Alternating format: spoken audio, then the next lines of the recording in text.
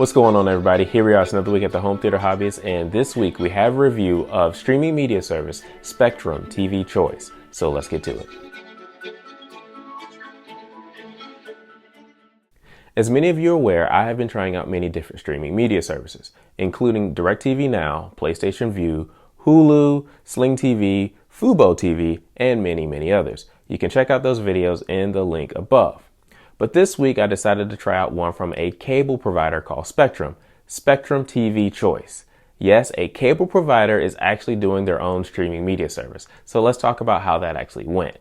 First of all, let's talk about the package. The plan starts at $21.99 a month for 2 years, no contracts, no cable boxes.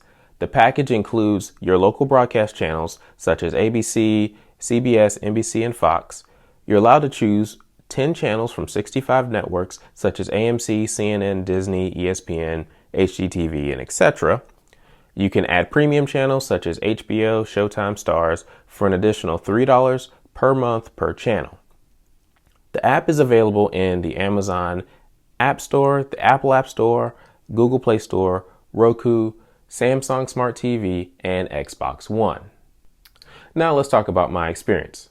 Sign up was actually really easy, but just a little bit weird. The first thing you do is you put your address in on their webpage and they check for availability in your area. Then you log into your account with your account credentials and you select the TV channels that you want. From there, you click their yes to their service agreement and the package should be complete.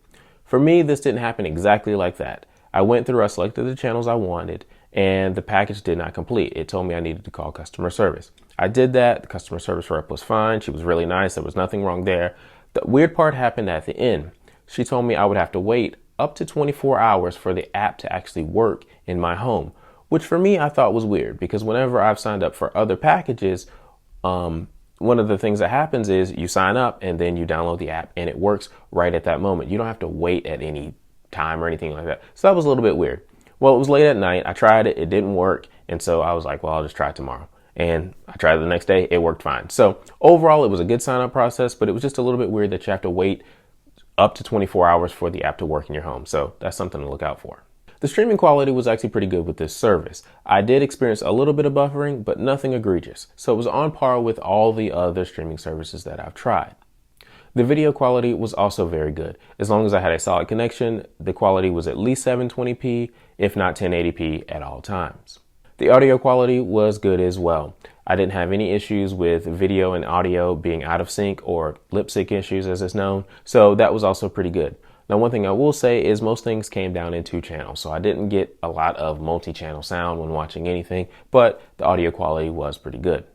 Now let's talk about the pros of this particular service. The first thing is the local channel support. You can watch your local news on ABC, NBC, CBS, Fox. That is great. A lot of the streaming media services don't provide that. The second thing is the price, $21.99. Most of the streaming services are higher than that, so at $21.99, that's actually a pretty good deal. The third thing goes along with the price. You get that $21.99 for 2 years, no contract. That's a really good deal. And the last thing I would say is a very much good and pro about this service is they do give you the on-demand library for their service. So that's nice. It gives you a little bit more to play with, a little bit more you can watch. Now let's talk about the cons of this service. The first con is a major con to me. It has no DVR functionality for live TV. That means you cannot pause, rewind, fast forward. No DVR functionality. Why? I'm sorry, but I've gotten accustomed to having a DVR. Even if I can't fast forward, I can at least pause. Spectrum, come on guys, you have to add a DVR to this thing. You have to. It's a must. The second con in my mind is as of June 2018, when I'm recording this video, there is no support for Amazon Fire TV, Apple TV, or Android TV. So you have to have a Roku box or something else to use this particular service.